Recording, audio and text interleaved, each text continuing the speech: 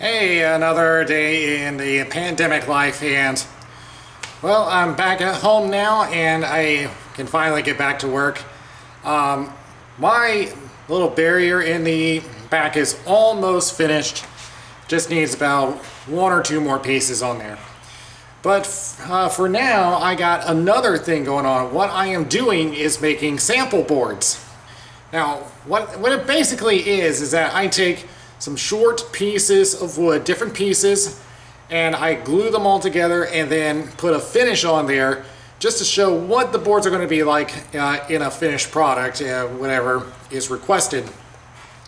And I already have some boards here I'm getting ready to put on as a sample board, but I have a finished one right here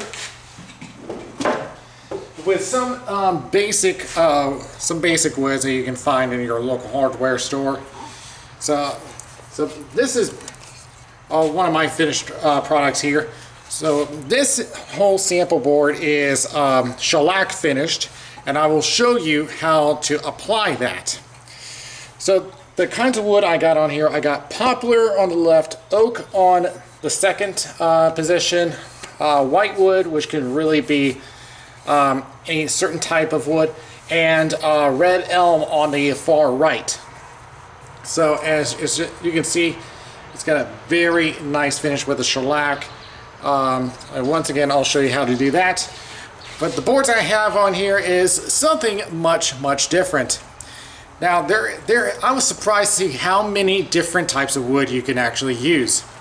And I have, like I said, I have one particular board being created here, and this has been sitting on the clamps for quite a while because it was being glued together, and it was just so hard to have them stick together.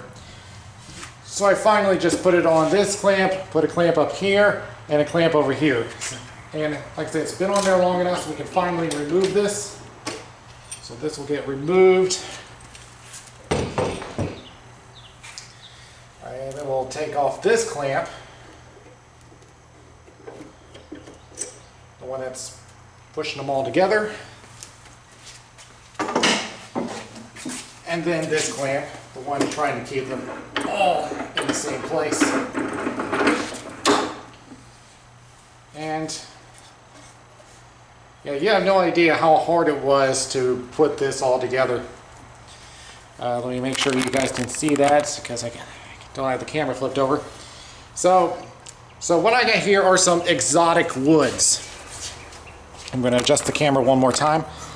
So I got three different types of exotic wood, and I'll put it this way, and don't worry, we'll scrape that off when we go to the sanding process. The one on the far left is something called Purple Heart.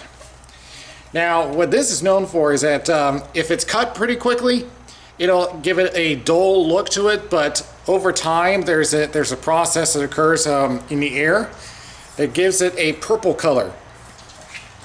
Now, it is notorious for being a difficult wood to work with, and it is a pretty strong hardwood and very dense. In the middle we have Osage Orange, which I believe this came from Argentina, if I remember correctly. But I have really had to work this down. It was on sale at the woodcraft store that I went to. And the reason for that is that it was bowed, and I had to put it on the jointer to fix that. So this one, this board is about half inch thick, a little bit thinner than the other board I just showed you, which I believe that was 3/4 inches thick. And then we have on the far end, we have bloodwood, similar to Purple Heart, except this one has more of a reddish color. So, and I'm pretty happy with how this has turned out. But now, so like I said, we're going to put a shellac finish on there and see how it looks. I'll show you how to do that, but the first thing I got to do is sand the whole thing down to 220 grit. So we're going to take it to the workbench and get to work on that. Okay, so I got the board on the workbench, and before I go to that, there is one more piece of wood I want to show you that I also got from the woodcraft store. This is mahogany. This one's not going to go on there because I don't consider this an exotic wood. But the reason why I haven't put it on any boards yet is because this has a bow to it. And let me show you real quick what I mean. So, yeah, it's this way. So if you push down on it, you can see it flexing, and that means that there's a little valley on the middle part of the board. So that means that this has to go through the jointer, and I wrote it out on the board just to remind me when I come back to this. But yeah, we're going to worry about that later. But first, we're going to get to work on the sample board with our exotic wood. And I usually start with a 120 grit. Now sometimes you can go 80 grit if you want a more aggressive cut. But it is important that you work your way up. You got to step it up every single time. Don't go straight up to 220. And as always, use the safety equipment. I got my earplugs and my respiratory mask. So I'm going to put all that on. Like I said, I'm going to sound a little muffled, but you are not going to hear me anyway.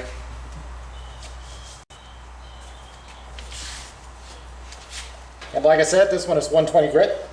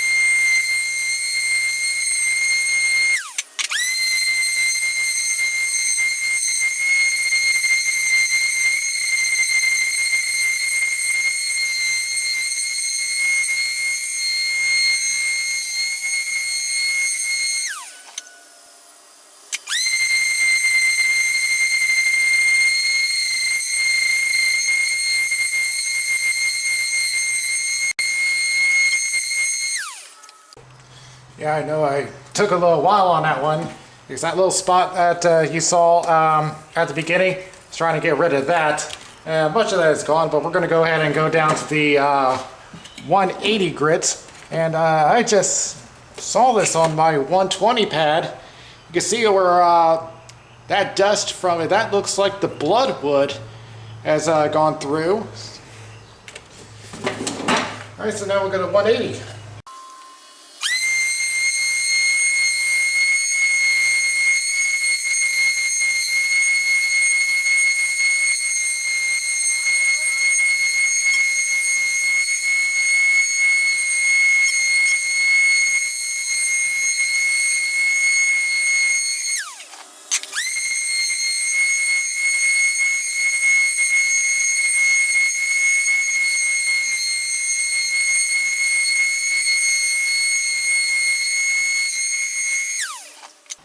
I'm really liking how the bloodwood's coming out. So I already kind of got that sheen to it, and I haven't even put the finish on there. I think same thing with the Osage Orange. But I still have another grit to go, and that's the 220, the last one I have before we start to go to the finish.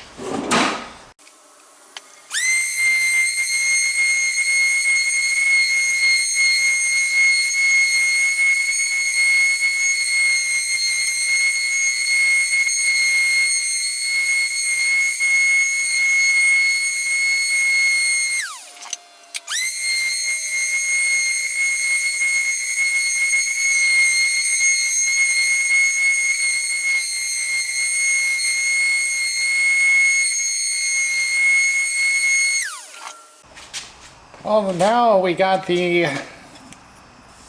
board sanded down to 220 grit, and like I said, I'm really happy with how it's turning out so far, and I can't wait to put that on so we can see how it really comes out. So the first thing I need to do before we put on that shellac is to do a little cleanup, because you don't want any of those dust particles on that board when you're putting the finish on. So I'm going to put the vacuum attachment on and clean everything up.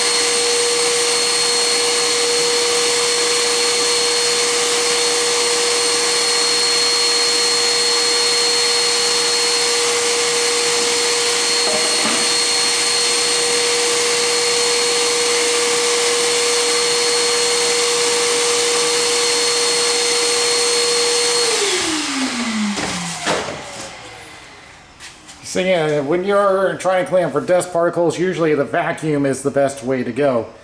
So now that the area is now cleaned up, now I have to get the shellac and we will get started with the finish.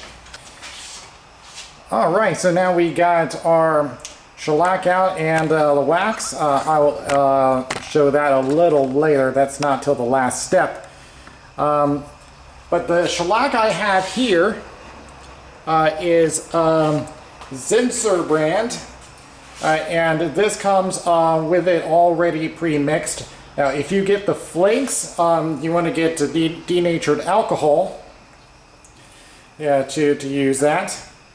And also when you are when you're starting off with this, be sure to shake it up or stir it before you open it up, just to make sure that everything is mixed up real good. Also, while I have everything here, the wood glue that I used was Tight Bond 2. Really good wood glue. Highly recommend that. Now keep in mind that there's 3 different types of Tight Bond, and you'll use them depending on what you're going to use them for. Tight Bond 3 is the strongest one of them, and it's waterproof. But you don't necessarily need to use it, as it is just a little more expensive. In this case, I'm doing Tight Bond 2. This is water resistant, and it's not exactly, the sample boards I have here is not going to be intended for around water. So this Tight Bond 2 works for the job I have. And like I said, we got wax here, but like I said, that's going to be for the final step, so I'll show you that a little bit later. But first, we have to get the shellac on. Now this is a very popular finish. Now this is a layered finish, so we're applying these in layers. Now you're going to put in just a little bit, or you're going to put in multiple layers to give it a sort of a gloss finish. But in this case, I just want like a normal finish on here. So we're going to do several coats of it, and I have to show you the steps for each one of them.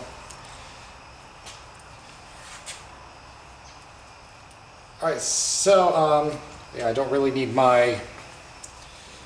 don't need my respirator.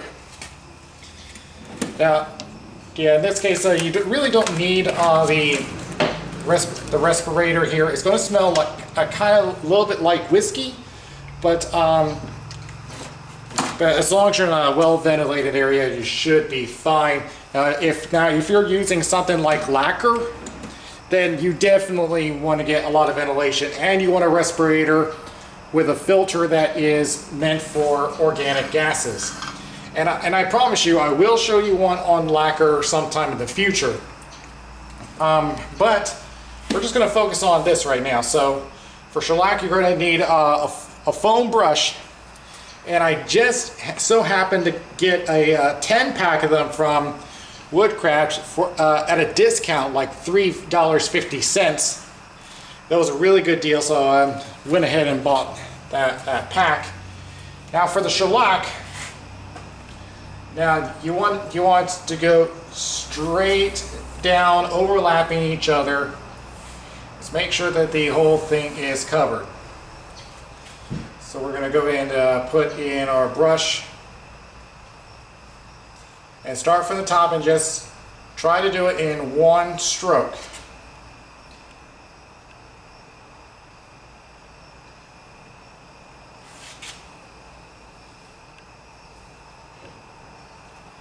And as you go down, kind of squeeze that brush in to try to get more of it in. Now you can use a clean cloth to put this in as well, but a foam brush is much easier.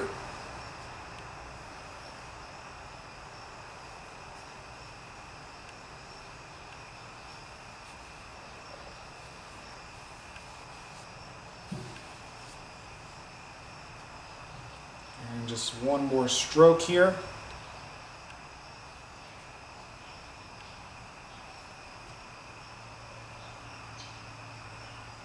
And once again, it's okay if you overlap it.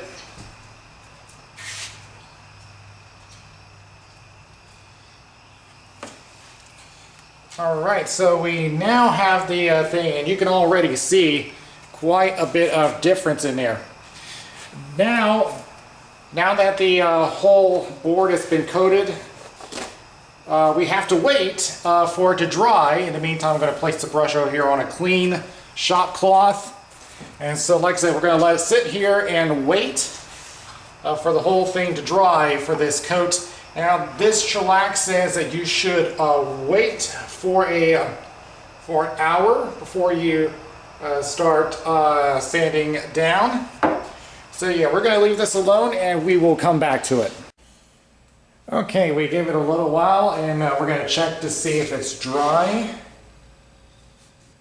It feels dry. Now, in the case that if it still feels tacky, then just leave it out for a little longer and just wait for that to dry. But in this case, it is dry. So now we can go to the next step, which is to sand this down. Now, the most ideal thing would be to have a sander that has a variable speed. And if you do, you want it on the on the low setting. But mine's just simply an on-off switch. So for me, I have to do this very lightly, not a lot of pressure.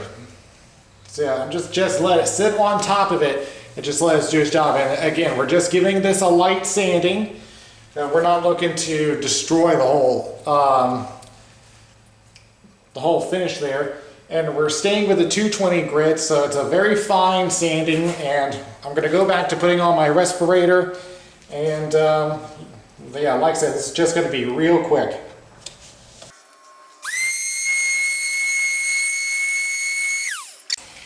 That's pretty much all it needs. So I'm going to try to keep my respirator on just because there are still maybe some shellac in the air. But we're going to repeat this process several times, so we're going to go back to the vacuum and clean up the dust, and we'll put on another coat.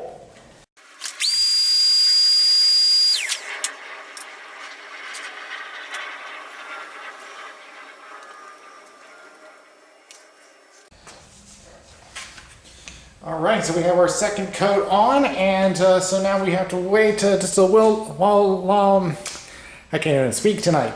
a little while longer and wait for that to dry, and then we'll repeat the process again. Alright, let's check this coat.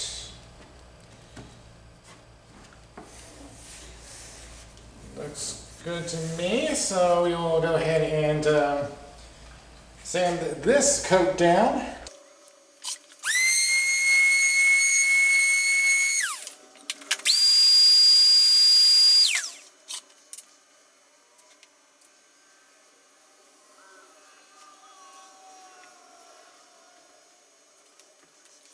Alright, third coat on, and repeat step.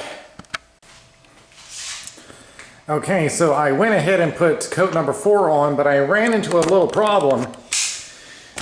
You probably took a look at where the purple heart is. Some of the material has gummed up. It's left a little haze there, so I tried to do a little more sanding, try to smooth that out, and hasn't really gone away. So I just went ahead and put the next coat on, and we're hoping that that will fuse together, but we'll just have to wait and see. Now, if for any reason this doesn't work, that's okay. I can just flip it over to the other side and do it that way. So we'll just have to wait just a little longer and just see what happens. Okay, let me get you up to speed with what's going on. Now, I'm actually have the other side flipped over because the other one was kind of a disaster, so I decided to start again and just flip it over and just do the other side as the display side of the board. The other side I just re-sanded it down 120, but really if you do mess up with the shellac, just use some denatured alcohol and use it if you haven't already gone down to the bare wood. But since this is a display board, it's not really that big of a deal. I'm just flipping it over, and it really is looking pretty well. You look at that sheen from the bloodwood. So this is actually the second coating on this side. So I still got to do a few more coats on here to give it a good finish. Like I said, I'm not going to worry about this side, and it's mainly this, because you can see where all that has gummed up. So I'll try my best to remove it, but because I don't have denatured alcohol in here right now, I just decided to sand it down and then just do the other side. So. Alright, and I'll continue doing this and then I'll bring you back. Okay, so this is the 4th coating, and that will be the final coat. So kind of bring it close to you, show you kind of that sheen to it. So like I said, this needs to go through one more sanding. Now before I do that, like I said with the other side that I kind of screwed up, I've already mentioned that that if you have not sanded all the way down to the bare wood, you can just use some denatured alcohol. But if it does gum up on you, I did read into that, and that usually would be the result of you applying the next coat too quickly. So be sure to follow the instructions and wait 1 hour before you put on the next coat. So yeah, I went in a little too quickly, and as a result I kind of screwed everything up. But since we're not doing an actual project, it's no big deal. I just sanded that side down, then flip it over and start again. But like I said, we're going to sand this down one more time, and then we will put the wax on. So once again, we're going back to the 220 grit.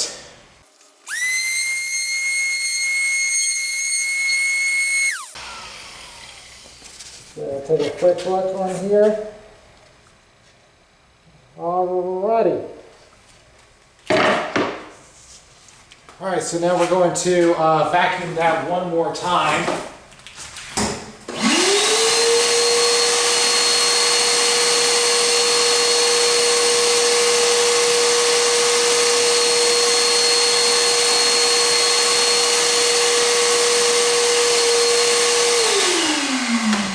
Okay, So now there's only one more step to do, and that is put on the wax. And that will give it that final layer to protect it. Now in this case I have Howard brand. This is a Citrus Shield Premium Paste Wax. And I made sure to get it a neutral finish. So, and this one's a little tough to get out. Sometimes you may need to use a screwdriver to open this up. They really pack it in there pretty tight. So what I usually do is go down to my shot cloths. We're going to take a little chunk of that wax. We're going to try to put in a thick coat on that board. So we're going to make sure we cover everything until we get the whole board. It should be going into a haze when all is said and done. Usually I like to rub it in random directions to make sure that it is that the wax goes on all sides of the grain.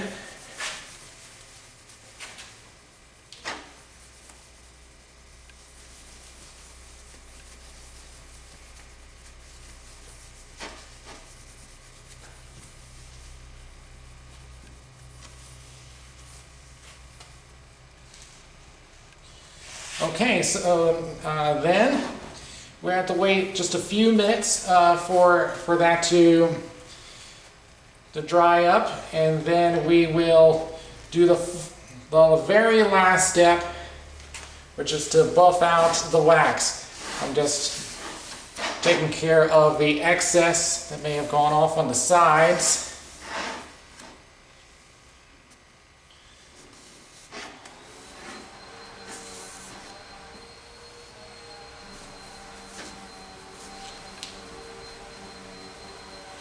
And of course the instructions on here says wait 3 to 5 minutes.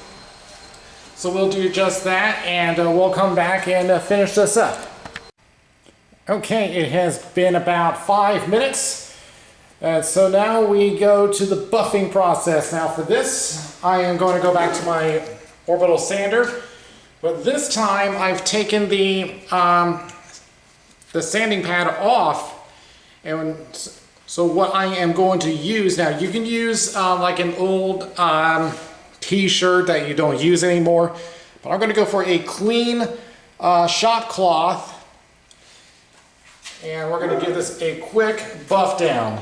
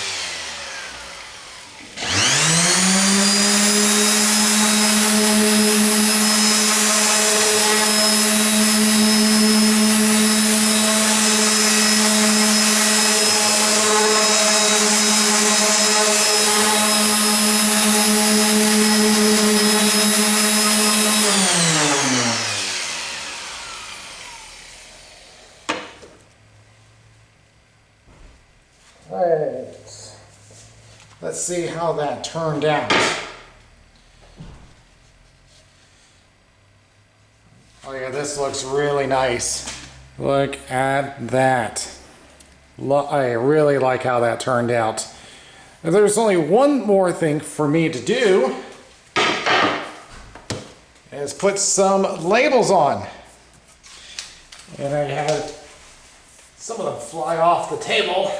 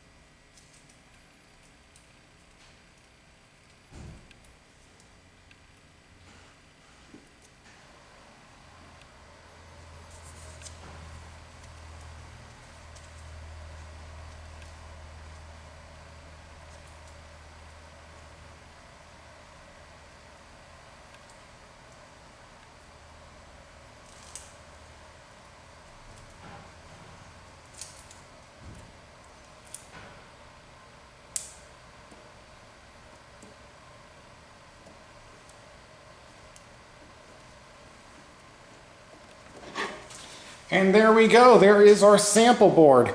And now I know some of the words are not quite visible, but black ink was all I got. And I didn't think that Osage orange was going to fit across there, and it just turned out a little smaller than I thought, but that's all right. But I really like how this turned out, and I'll be doing more finishes in the future. But that is the shellac finish. But in the future, we'll do stuff like different oils. We'll do lacquer. That will all be in the future. But for now, I'm happy with what I got here.